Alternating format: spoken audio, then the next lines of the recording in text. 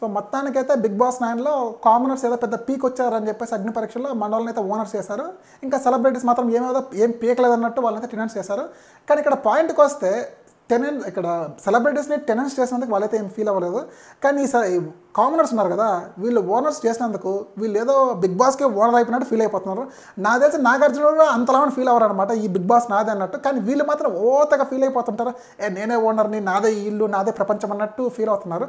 ఇంకో విషయానికి వస్తే ఇక్కడ ఈ కామనర్స్ ఎలా ఫీల్ అవుతున్నారంటే వాళ్ళు అంటే టెనెంట్స్ అంటే సెలబ్రిటీస్ వాళ్ళు ఏది డిస్కస్ చేసుకున్నా కానీ సరే వీళ్ళ గురించి డిస్కస్ చేసుకుంటున్నట్టు ఈ ప్రియా కానీ శ్రీజ కానీ బిల్డప్. అసలు ఎవడైనా నీ గురించి ఎందుకు మాట్లాడుకుంటాడు భయ్య? అసలు ఎవడు భయ్యా నువ్వు నీ గురించి మాట్లాడడానికి? అసలు నీ పేరన్నా అలా గుర్తుండదా? ఒక్కసారి పోయి అడగండి, నా పేరు ఏందని చెప్పి అడగండి ప్రియా మీరైతే. నీ పేరు కూడా గుర్తుండదు. అసలు నువ్వు ఎవడు భయ్యా నీ గురించి మాట్లాడి చెప్పు.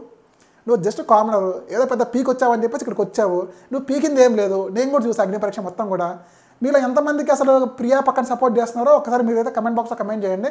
నాకైతే ఆమె దారుణమైన పర్ఫార్మెన్స్ అగ్ని పరీక్షలో కానీ ఇప్పుడు హౌస్లోకి వచ్చిన తర్వాత కానీ ఆమె బిహేవియర్ కానీ అసలు కంప్లీట్లీ జీరో కూడా కాదు. నేనైతే -0 ఇస్తాను అనమాట. -0 ఉండదు, బట్ నేనైతే -0 ఇస్తాను.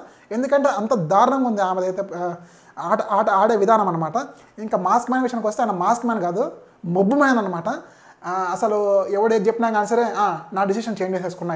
ఇప్పుడు సంజన నుంచి ఇమాన్యువల్కి మారిపోయింది నా డిసిషన్, లేకపోతే సుమన్ శెట్టి నుంచి నా డిసిషన్ ఇమాన్యువల్కి మారిపోయింది.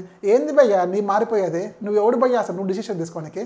వాళ్ళకు జస్ట్ ఫినాన్స్గా ఉన్నా కానీ సరే వాళ్ళు మీతో కంబైన్ చేసి మీతో మాట్లాడాలని చెప్పేసి వాళ్ళు మీకోసం అని చెప్పేసి ఇంట్లోకి వస్తున్నారు, మీ పర్మిషన్ తీసుకోకుండా కానీ సరే. మీరు ఏదో పెద్ద నాదే ఇల్లు, నేనే ఓనర్ అన్నట్టు మీరు ఫీల్ అయిపోతున్నారు.